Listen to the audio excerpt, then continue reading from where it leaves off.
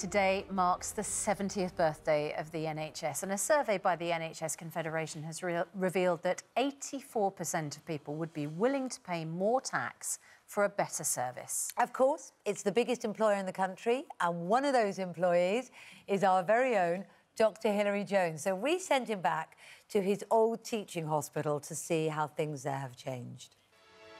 This is where I started my medical career. It was over 40 years ago since I trained here at the Royal Free Hospital, and it looks very different, as did I. Since 1948, when the NHS was born, what's changed? I've come back to join Dr. Vicky Cowley on her rounds in the emergency department.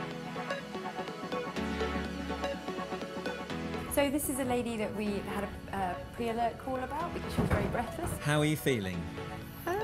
So. What's brought you into hospital? I couldn't speak, I couldn't eat, I couldn't drink. And they're looking after you well? Oh, yes. Jonathan, 40 years since I've worked here in A&E. How have things changed in those years? We meet patients and we try and proactively manage the patient here on this side. So this is a CT scan of someone's head that we've done. It's a patient who's had a fall. We've got our own CT scanning machine in the A&E. It allows us to get patients cleared effectively a lot quicker. I haven't been a regular customer, but I had pneumonia and a collapsed lung as a kid, so they saved my life then. They just saved it. The NHS that was founded in 1948 has moved on completely in those 7 decades. But the service that doctors and nurses provide is even better than it ever was, and patients are cared for brilliantly. And Dr. Hilary joins us live from the Royal Free Hospital. Dr. Hilary, special moment for you, actually, as well today. It is indeed. You know, so much has changed since my days when we were thrown in the deep end after doing 6 years at medical school, learning the theory and then having to put it all into practice. Good morning, Keith. Keith here has worked in the NHS even longer than me, 52 years and an MBE on the back of it, which is very well deserved. Yes, we did 1 in 2 rotas, which meant doing a 10-hour day during the week, and then on top of that, every second night and weekend we were on duty as well. So it was very much being thrown in the deep end. Lots of experience, though, and that's what we cut our teeth on. It's changed a bit for junior doctors these days. They are more supervised and they get a little bit more time off, but not much, and they do a brilliant job. Let me introduce you to Craig Binch, who's senior matron in the emergency department. Yeah, that's right. You've been nursing for 20 years, yeah, Craig. 20 what have years you seen? month. Yeah, what have you seen change? I'd say there's been advances in everything, really. I'd say particularly at the Royal Free, it's liver transplants and kidney transplants, which are kind of daily routine surgery that we do now. And in the middle of this month, we'll have our completion of the A&E refurbishment.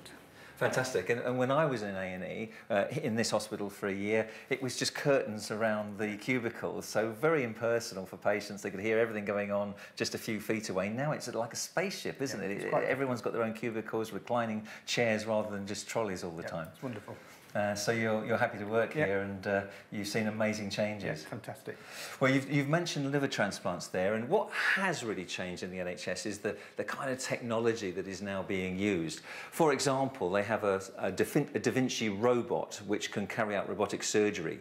So I witnessed in the operating theatres last week a surgeon operating this machine remotely in one corner of the operating theatre, and the Da Vinci robot had 4 ports that were keyhole surgery into the abdomen of the patient who had kidney cancer. And they were able to remove this kidney cancer using the robot much more accurately than they could have done in the past, where the whole abdomen would be opened up. This was keyhole surgery. There's less blood loss.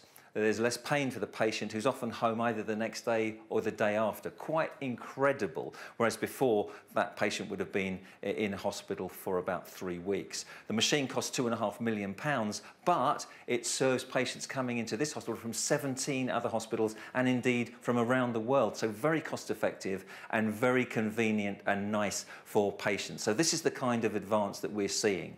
But what hasn't changed is the amazing dedication, professionalism and sheer hard work from the staff, which holds up the NHS and makes it what it is today. People like Craig. Thanks, Craig, and thanks to all the NHS staff on this 70th anniversary of the NHS. Absolutely, Dr. O'Leary. Before you disappear, you're talking about things that have changed. You're still as handsome as ever. Can we have a quick look at those photos? This was you. I think you know the photos. How old were you there? Dr. Look at you.